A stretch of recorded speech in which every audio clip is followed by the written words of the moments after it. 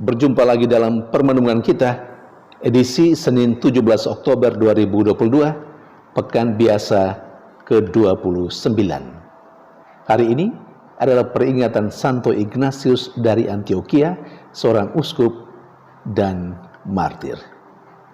Bacaan-bacaan liturgi hari ini, bacaan yang pertama dari Surat Rasul Paulus kepada jemaat di Efesus, bab 2 ayat 1-10, dan bacaan Injil dari Injil Lukas bab 12 ayat 13-21.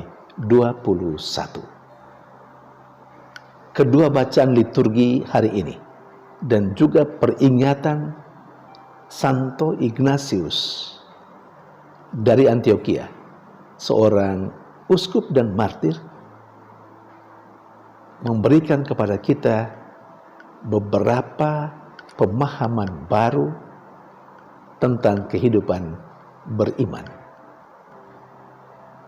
Dalam bacaan yang pertama, misalnya, Rasul Paulus menegaskan kepada jemaatnya di Efesus bahwa keselamatan yang dianugerahkan kepada mereka atau keselamatan yang ada pada mereka itu tidak pertama-tama hasil pekerjaan mereka, tetapi itu merupakan pemberian Allah, donum Dei, karunia Allah. Rasul Paulus mengajak mereka untuk mengingat masa lalu hidup mereka. Paulus menegaskan bahwa mereka sesungguhnya sebelumnya adalah orang berdosa, dan sebagai orang berdosa patut dimurkai oleh Allah. Artinya patut mendapat hukuman yang setimpal karena mereka hidup dalam kedagingan, dalam dosa. Tetapi Allah yang menyelamatkan seluruh umat manusia, termasuk yang menyelamatkan mereka, adalah Allah yang penuh belas kasihan, dan karena belas kasihannya itu dalam diri Yesus Kristus putranya, Allah menganugerahkan keselamatan kepada seluruh umat manusia, termasuk jemaat di Efesus. Karena itu Rasul Paulus juga ingin meminta mereka untuk tidak sombong dalam hidup, untuk tidak memegahkan diri.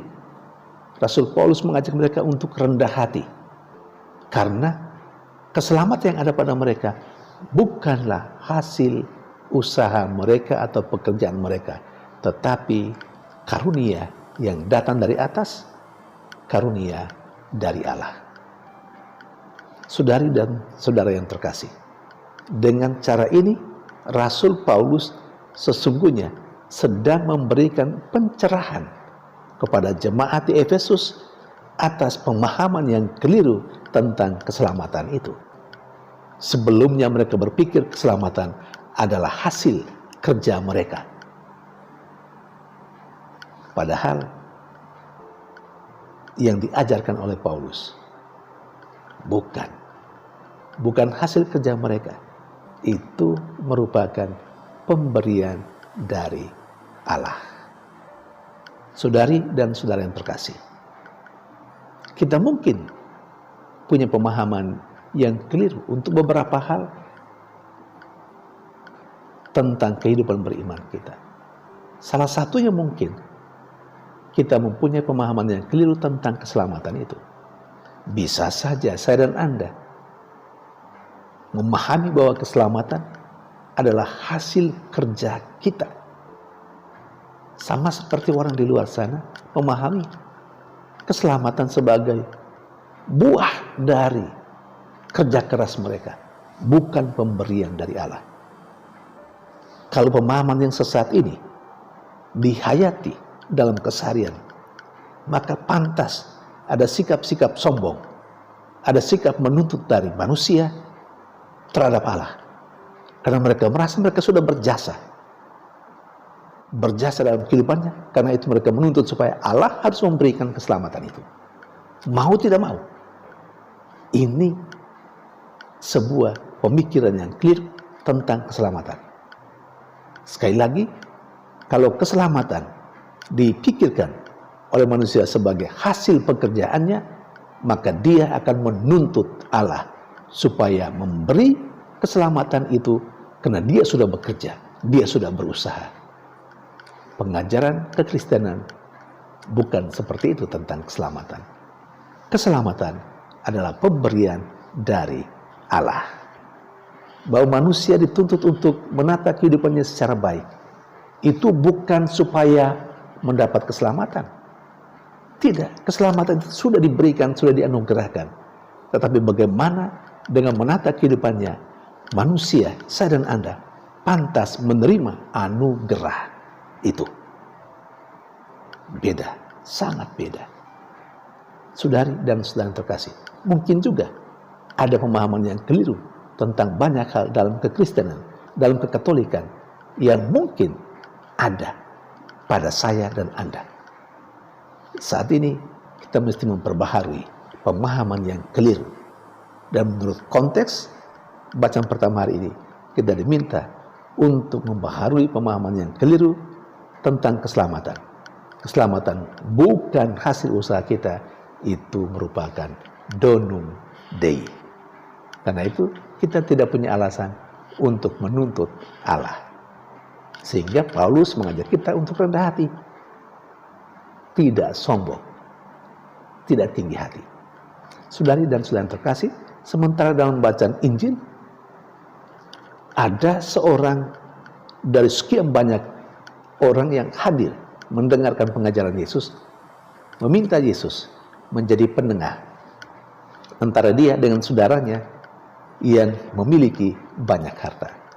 Tetapi persoalan atau pertanyaan salah satu dari sekian banyak orang yang ada dalam kelompok yang sedang mengikuti Yesus menjadi titik tolak bagi Yesus untuk mengajarkan, lagi-lagi untuk memberikan pencerahan kepada orang banyak dan pasti kepada kita, kepada saya dan Anda.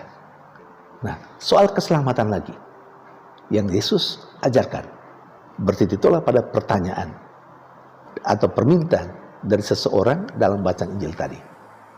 Orang itu meminta supaya Yesus menjadi penengah antara dia dengan saudaranya. Orang itu minta Yesus supaya menghimbau saudaranya yang punya harta benda yang banyak untuk membagi dengan dia. Untuk berbagi dengan dia. Tapi Yesus katakan, siapa yang angkat saya menjadi penengah, menjadi hakim.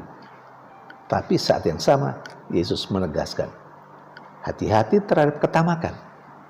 Jangan sampai orang menyangka bahwa keselamatan itu karena memiliki harta benda. Keselamatan manusia, Yesus tegaskan, tidak bergantung pada harta benda. Harta benda memang perlu untuk hidup, tetapi keselamatan diri manusia tidak bergantung pada itu. Keselamatan tetap datangnya dari Allah. Saudari dan saudara terkasih, kita bekerja, kita berkarya untuk memperoleh apa yang kita inginkan. Mungkin termasuk di dalamnya harta benda. Silakan. Saya kira pada dasarnya netral memiliki harta. Menjadi persoalan ketika orang berpikir bahwa harta benda itu menjadi sumber keselamatan baginya. Di situ keliru, di situ salah, di situ penyesatan. Nah, andai kata kita selama ini memiliki pemikiran seperti itu, ayo kita coba membaharui. Yang benar adalah harta benda kita butuhkan untuk hidup. Tetapi hidup kita seluruhnya, keselamatan itu tidak bergantung pada harta benda kita. Perumpamaan yang konkret dalam bacaan Injil hari ini mengingatkan kita, kalau kita mati atau kita sedang mengumpulkan banyak harta, dan harta itu hanya untuk diri kita sendiri. Pada saat yang sama, Tuhan memanggil kita mati. Harta keselamatan, harta benda tidak menjadi jaminan keselamatan kita. Maka bagi kita yang mungkin mempunyai banyak harta benda, silakan milikilah itu.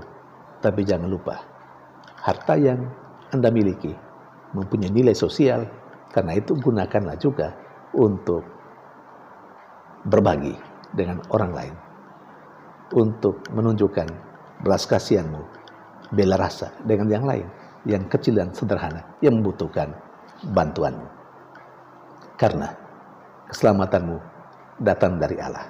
Apa yang Anda lakukan dengan berbagi harta kekayaan untuk orang lain.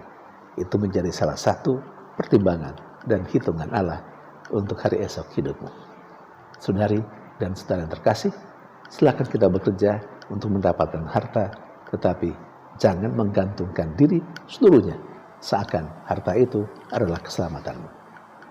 Dan yang terakhir, hari ini kita memperingati Santo Ignatius dari Antioquia, seorang uskup dan martir.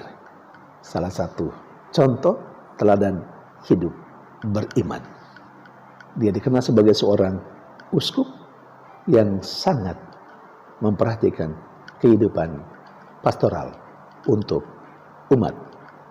Dia bahkan berusaha untuk membela kehidupan beriman supaya umat tidak tersesat dengan banyak hal yang keliru dalam kehidupannya.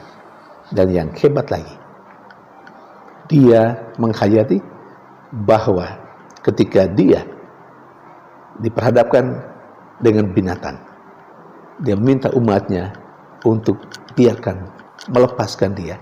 Biarlah dia mengalami itu, kan dia menghayati bahwa dia harus memiliki hidup seperti Kristus. Ketika binatang buas menerkamnya, dia sebenarnya pada saat yang sama sedang digiling menjadi roti murni. Dan itulah persembahan hidupnya. Banyak kali tantangan dan kesulitan karena iman dihindari orang. Kita belajar dari Santo Ignatius dari Antioquia, supaya kalaupun karena iman kita mengalami kesulitan dan penderitaan, anggaplah, hayatilah itu, bahwa penderitaan itu bagian bagaimana cara kita ambil bagian di dalam penderitaan Kristus. Tuhan memberkati.